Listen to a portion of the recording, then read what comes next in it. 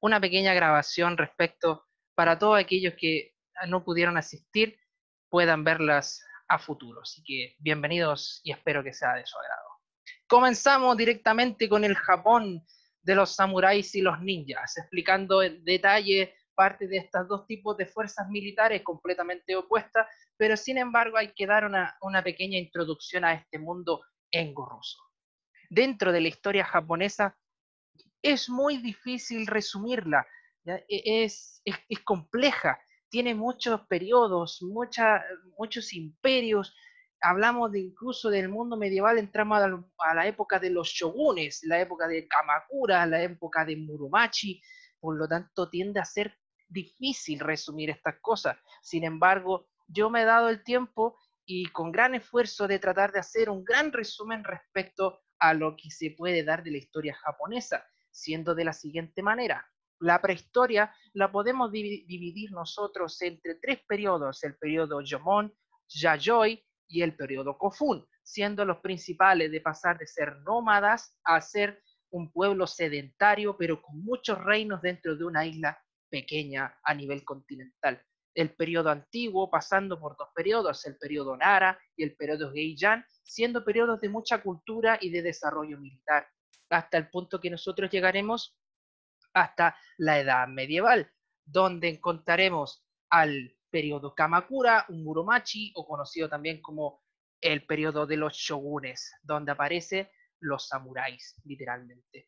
El periodo de la modernidad temprana y la modernidad, siendo, por ejemplo, el periodo de Meiji, Taisho, Showa, Azushi, lo vamos a dejar pendiente para otro momento porque requieren de unas mayormente charlas, que requieren de más tiempo, pero me sentaré en la parte divertida de todo este sector.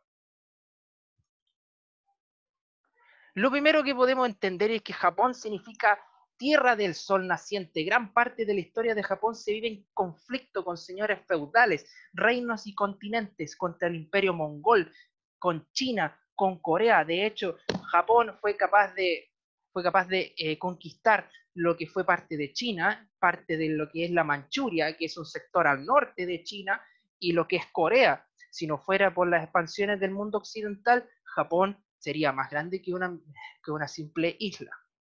En su minuto se habla del único emperador japonés que logró unificar todo, conocido como el querido Oda Nobunaga, que les dio las bases de la unificación del país. Sin embargo, al morir asesinado, solo fue su hijo el que logró esta unificación, Toyotomi Hideyoshi, en 1590. Y de hecho aquí lo que estoy haciendo yo es dándole unos datos anecdóticos respecto a lo que es la historia después de lo medieval, ¿ya? De hecho, Japón no salió al mundo exterior si no fuera por la llegada del Comodoro Perry, que es un comodoro estadounidense, un militar, que llegó con una serie de embarcaciones al mundo japonés. Cuando llegaron, permitieron que el mundo occidental entrara fuerte y llegara con los militares y la tecnología. Gracias a eso, en 1904 y 1905, los japoneses le hicieron la guerra a los rusos, impidiendo que se concentraran en la guerra mundial. Por lo tanto, si quieren saber por qué la Unión Soviética o Rusia en su momento no pudo participar de la Primera Guerra Mundial, fue por culpa de los japoneses que atacaron junto con sus grandes estrellas de la aviación, los kamikaze, que significan tormentas aladas. De ahí, de todo ese periodo, nosotros perdemos el tema de los samuráis y los ninjas, que quedaron ocultos en la cultura y se pierden bajo todo el tema de la milicia actual a través del armamento de fuego o de disparo. Pero centrémonos en lo que nos corresponde a nosotros, pasando por toda esta era, hasta llegar a lo que nos comprende, el periodo Jomon, que es el primer periodo. Obviamente aquí yo les voy a hablar un poco de mitología para que se vuelva diferente esta situación. El primer rey o el primer emperador que conocen los japoneses es el emperador Jinmu-Tenno, ¿ya?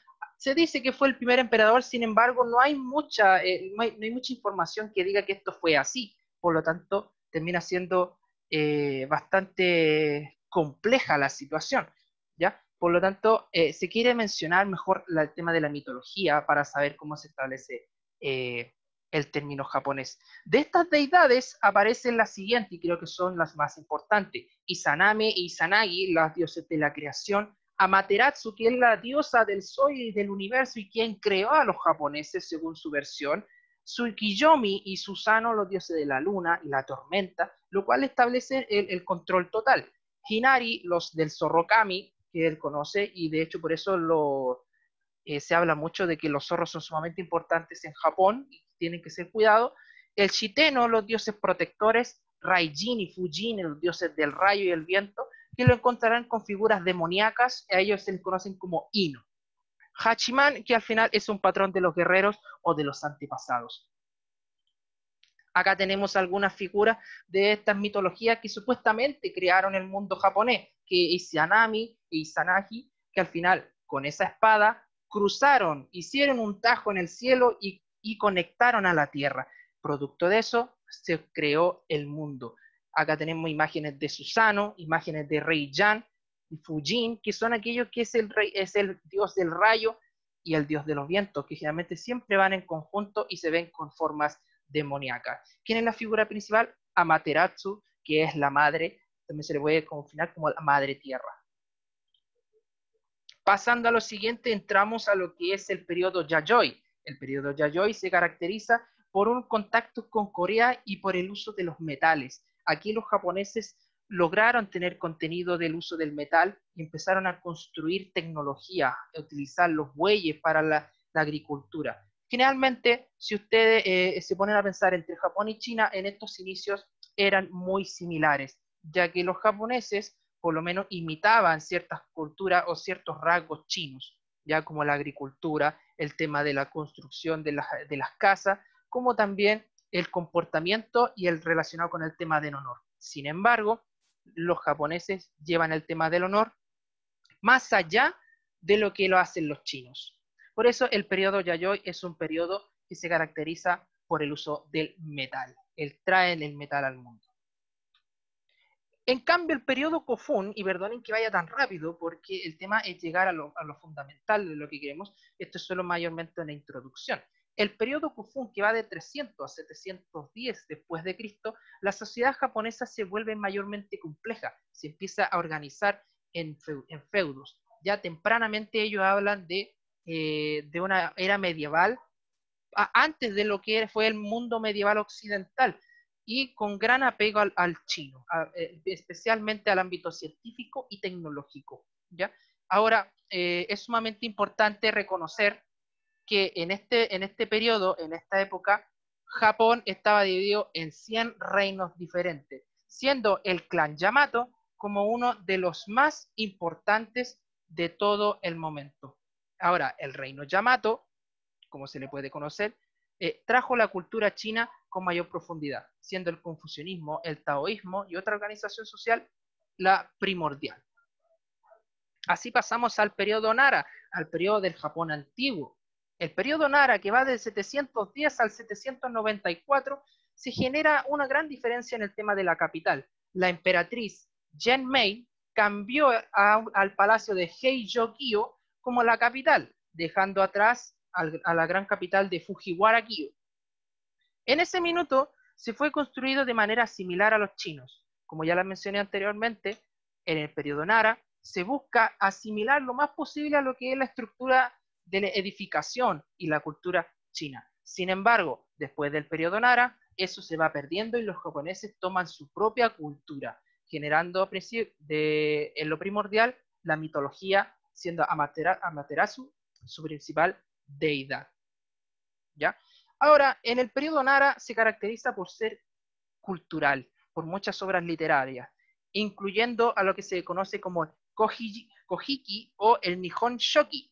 El Kojiki literalmente se llama así porque es un libro de historia, el primer libro de historia que escribe todo lo que ha pasado en Japón. Y el Nihon Shoki es la segunda parte, siendo completamente fundamentales y muy entretenidos en la lectura para aquellos que quieren conocer las antigüedades o los inicios de Japón. Sin embargo, también es recalcable que acá en esta época se introduce mucho el budismo, el tema de lo pacífico, que en el caso de los japoneses resulta que fue a medias. Llegamos al periodo Heian. El Heian es el periodo donde se genera un gran problema. Aquí la organización de los japoneses está establecida a través de emperadores, producto después también de señores feudales, y de esos señores feudales viene el resto de la población o el pueblo, junto con todos esos administradores que se tienen. Acuérdense que estos están divididos, Japón está dividido en un montón de reinos, aún no está unificado. Por lo tanto, aquí se encuentra que el emperador, que abarca todos estos reinos, que al final termina siendo una figura como pintada al final, no tiene gran peso, está a cargo de señores feudales. Y en ese momento, esa familia aristocrática era del clan Fujiwara. El clan Fujiwara llegó a tener el dominio total de todo el imperio. Eran aquellos los que estaban con el rey, que estaban con el emperador. Pero el problema es que el clan Fujiwara dejó afuera a un montón de clanes que podían también administrar. Eso generó que se generara una discusión total, ¿ya? Ahora, dentro del periodo que hablamos, del periodo Heian, que no es un periodo corto tampoco, encontramos que el confucianismo y otras influencias religiosas del exterior también entran con profundidad. Y a pesar de que el confucianismo habla de la voluntad, el honor y la tranquilidad, por lo menos en este periodo no se dio esa situación. Ahora sí, lo que nosotros podemos destacar, que en este periodo la clase japonesa se vuelve feudal tempranamente. Entonces van a la par con el mundo occidente. Si en el occidente empieza en el año quinto, ya en el año décimo, ya el mundo japonés era más que feudal. E incluso podíamos hablar de vasallaje, literalmente. Aquí una pequeña extracción del clan Fujiwara. El clan Fujiwara, como le había dicho anteriormente, tenían el monopolio de las posiciones de los Seisho y los Kanpaku, siendo estos sistemas administrativos. El Seisho es el regente que se considera como la emperatriz, es el regente de la emperatriz, y el Kanpaku es el regente de un emperador niño, un emperador de poca edad, siendo esto que deja claro que el clan Fujiwara tenía intenciones de tomar el poder. Sin embargo, se genera algo conocido como la rebelión Houjen, y la rebelión Houjen dará a una guerra conocida como la guerra Genpei. De estas guerras aparecerá el mundo shogun. Es aquí donde nosotros podemos empezar recién a ver el tema de los samuráis con gran fervor. Aquí aparecen y aquí se empiezan a ver la estructura militar que nosotros generalmente vemos en las películas en el mundo japonés. Se da la guerra Genpei en 1180 y 1185, donde enfrentó a los clanes Taira y el Minamoto, siendo el clan Fujiwara derrotado por estos dos clanes en eh, el anterior rebelión, que es la rebelión Houjen, ¿ya? Siendo la que continuaba con esta guerra. Ahora, la consecuencia directa de esta guerra civil fue que el clan Minamoto toma el poder, pero cuando toma el poder no lo toma y no sigue con la misma estructura, sino que establece lo que se conoce como el imperio o el primer shogunato, siendo el shogunato un jefe militar como el que ustedes ven en la pantalla, una figura de un samurái. El samurái pasa a ser un shogun.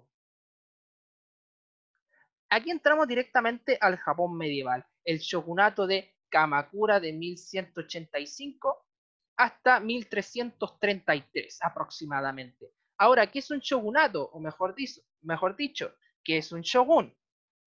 El shogun al final es un jefe militar vitalicio y hereditario que al comandar a los daimyos o señores feudales prometía fidelidad. Por lo tanto, la figura del emperador se vuelve, se vuelve mínima. Ya el emperador ya no tiene fuerza, ya no tiene valor.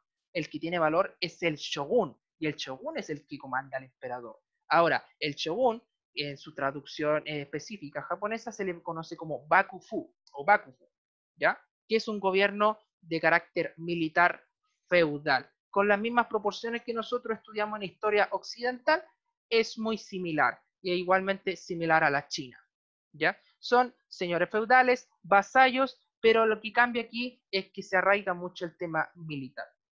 Siendo el de la imagen o la recreación de la imagen el primer shogun Minamoto no Yoritomo.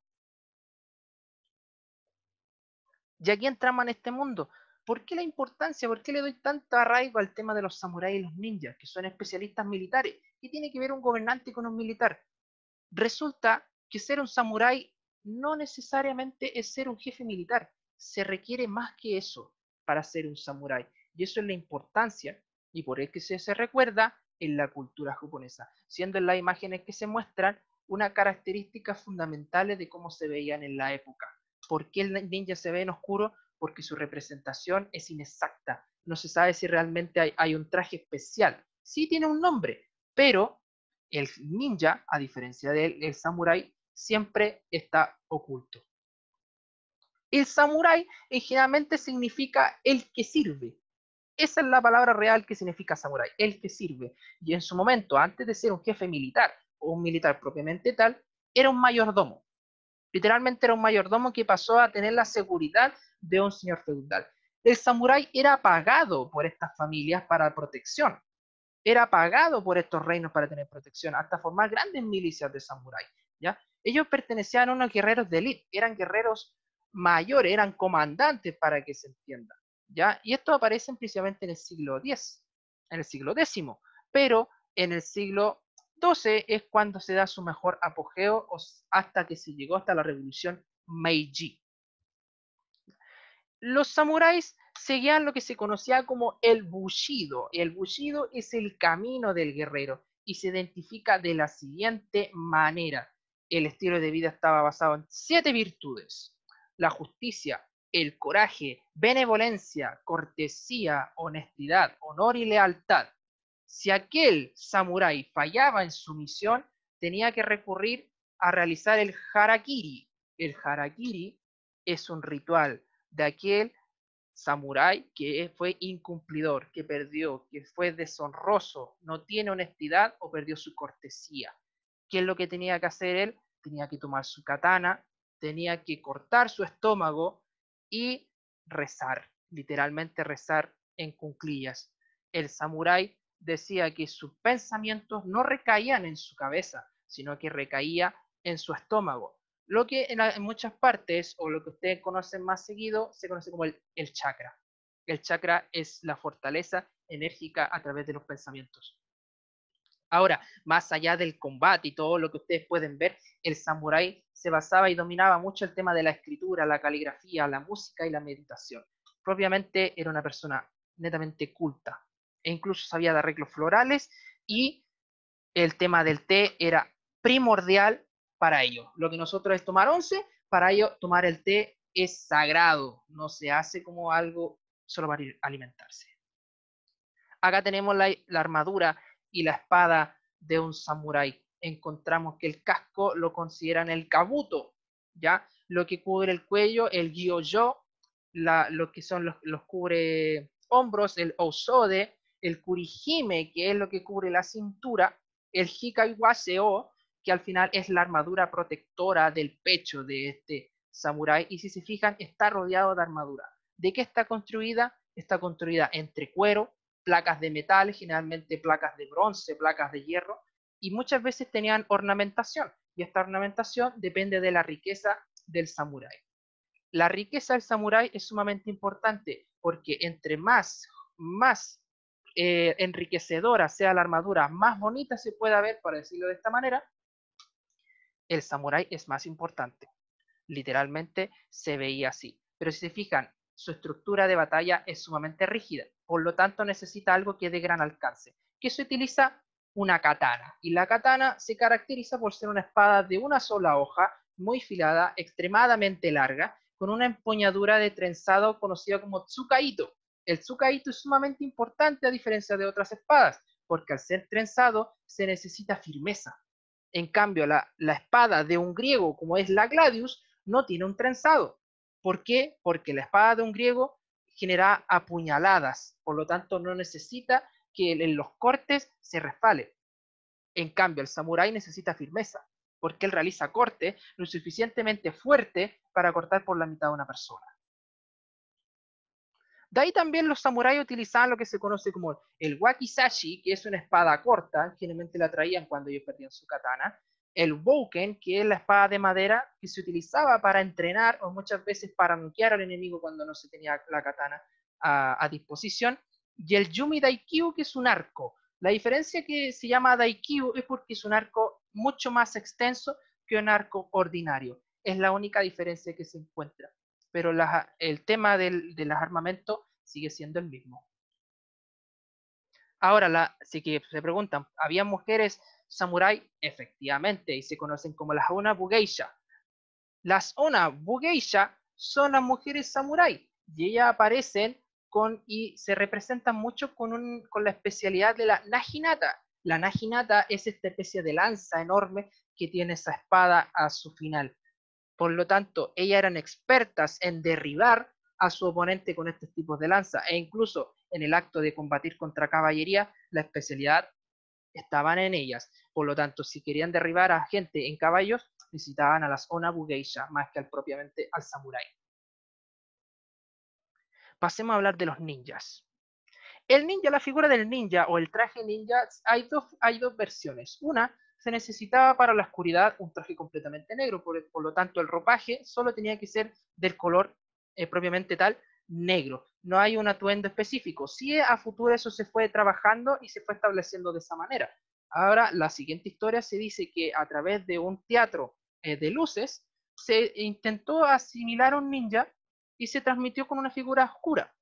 De ahí que se transmite a través de ese traje de ese color. Pero el ninja en el día era una persona común y corriente oculta. Podía andar con un traje normal, podía andar como campesino, como un señor feudal, y nadie se daría cuenta que era un ninja y podía hacer su trabajo sin ningún problema. Los ninjas, la palabra real del ninja en la antigüedad es shinobis, es shinobi, eso significa ninja. Son conocidos en la época por ser superhumanos, literalmente, y trabajan el espionaje, el asesinato, ya trabajan el sabotaje y todo tipo de artefactos. Ya es lo contrario a un samurái. ¿Qué es lo que le hace diferencia? El samurái es un señor feudal. El ninja, el shinobi, no era un señor feudal, era un campesino que no tenía muchos recursos, por lo tanto, lo único que tenía para usar era lo que tenía a su alrededor: una cadena, una cerbatana, una hoz para cortar el trigo, no tenía más que eso. Por lo tanto, el ninja en ese sentido es más de zonas remotas, más que los propios reinos. Ahora, para el propósito de lo que utilizaban, tenían una gama de armamento enorme, pero siempre hay algunos más específicos, igual que el samurái, como pócimas, explosivos, sabían de todo. El ninja literalmente todo. Si me preguntan, ¿controlaban el chakra? Es difícil eso, porque ahí ya estamos considerando algo, por ejemplo, de Naruto, y es algo diferente. Ya, ojo con el chakra, porque yo le expliqué que el chakra, en este sentido, acá se explica como el tema de la mentalidad, el pensamiento de la lealtad, ya, no tanto como energía espiritual. Así que ojo con esa utilización de nombres, porque son propiamente de la serie, del anime, más que de la realidad. El armamento ninja está basado en esto. El Kusarigama, que es de la imagen de la derecha, este grande que es una hoz con una especie de como de bolita o cuadro de hierro que está al final de esa cadena, era el arma principal del ninja, la que permitía ahorcar, desgarrar e incluso botar al enemigo. El ninja era sumamente más ágil que un samurái, por tema de que traía un equipamiento menos pesado, pero el samurái podía resistir un golpe de un Kusarigama fácilmente. ¿Podía utilizar katana? Sí, pero utilizaba espadas menores por el gran tamaño. Muchas veces en las misiones de espionaje necesitaba espacio y no necesitaba ruido. Por lo tanto, utilizaba armamento más sigiloso, como el Tekokagi, que al final son esta especie de garra tipo Wolverine, que son la utilizaban mucho las mujeres. Ya las Kunoichi la utilizaban mucho este tipo de garras. El Tekagi también, que también es una especie de garra que se oculta a través de la mano. No se observa, también se utilizaban para escalar. Si ven un ninja escalando una muralla o un tipo de castillo, lo hacía a través de utilizando un Tekagi o algo similar. ¿Ya? El traje al final se le considera como el Shosoku.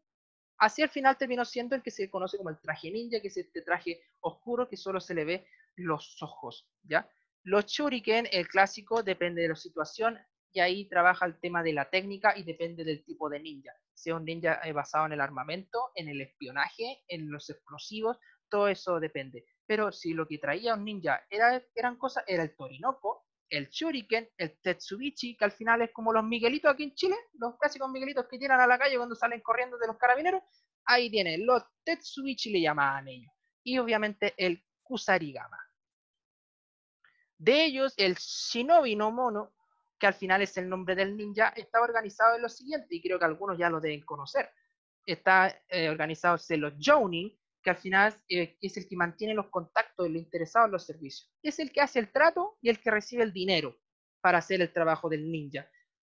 Después vienen los sublíderes, que son los chunin, que son aquellos que llevan a cabo las tareas, y los genin, que hacen las misiones de encomiendas o misiones especiales. Así está organizado cuando ya la organización ninja tenía mayor desarrollo. En sus inicios solo eran shinobis.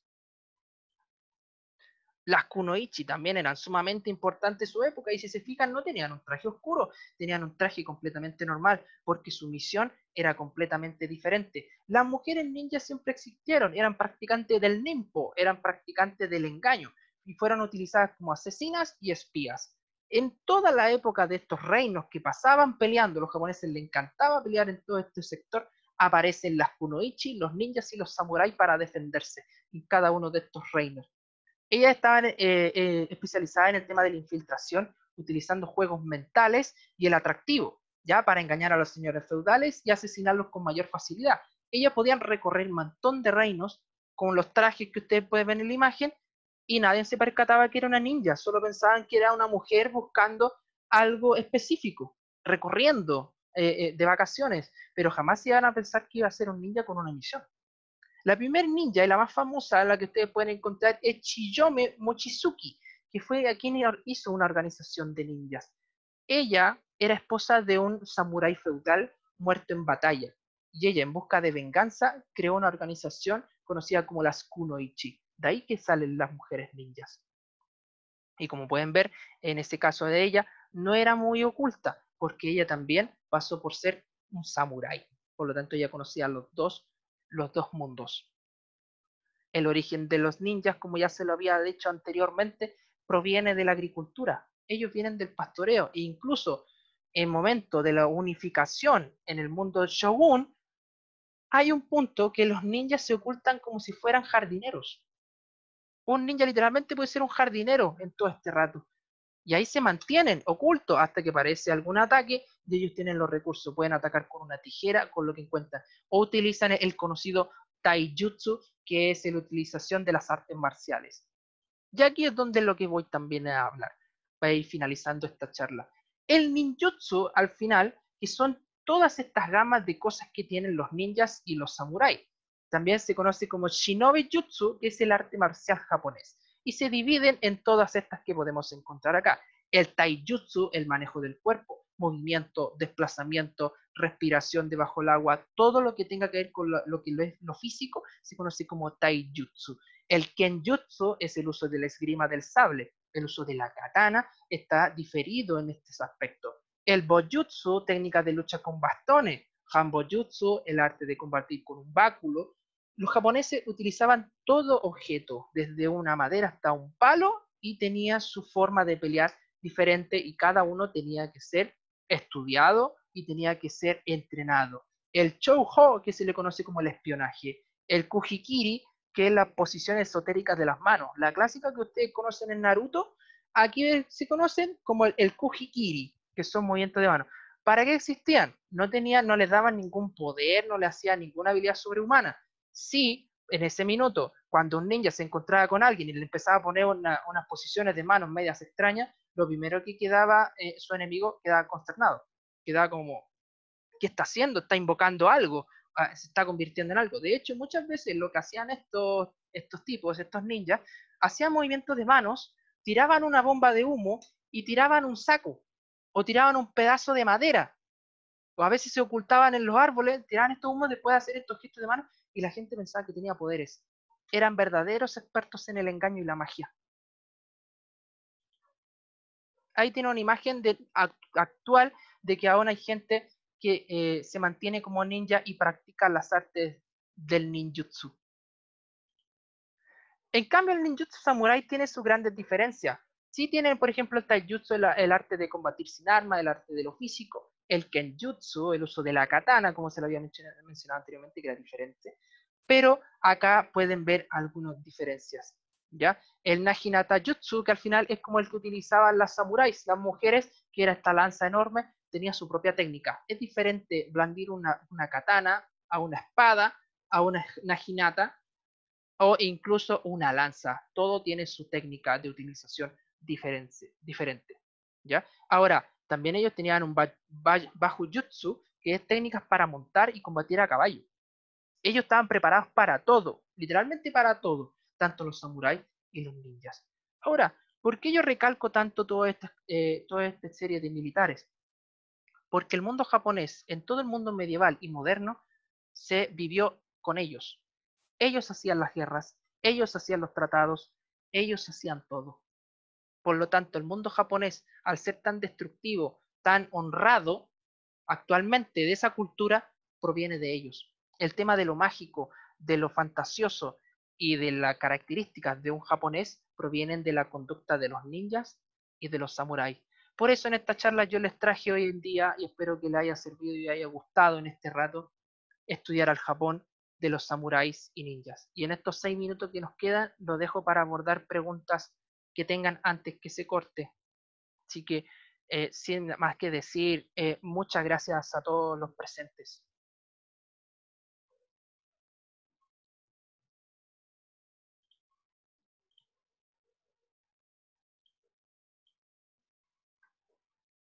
Parece que tenemos todo claro. No tenemos más dudas al respecto.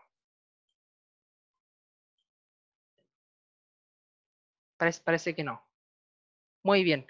Eh, Muy agradecido totalmente. Espero que este ciclo de charlas le haya servido. Lo más probable es que yo los tenga presentes en las grabaciones. Si alguien quiere, alguno de sus conocidos los quiere ver posteriormente, se comunican conmigo o con la profesora Marcela, que me ha estado ayudando en esto, y se la haremos llegar para que tengan estos conocimientos. Y esperemos que se interesen más en esta situación. Sí, es mucha información y cuesta mucho transmitirla. ¿Ya? Pero eso. Así que un gustazo a todos, que tengan un muy buen fin de semana y agradecido que les vaya súper bien. Cuídense. Adiós, me despido. Chao, chao.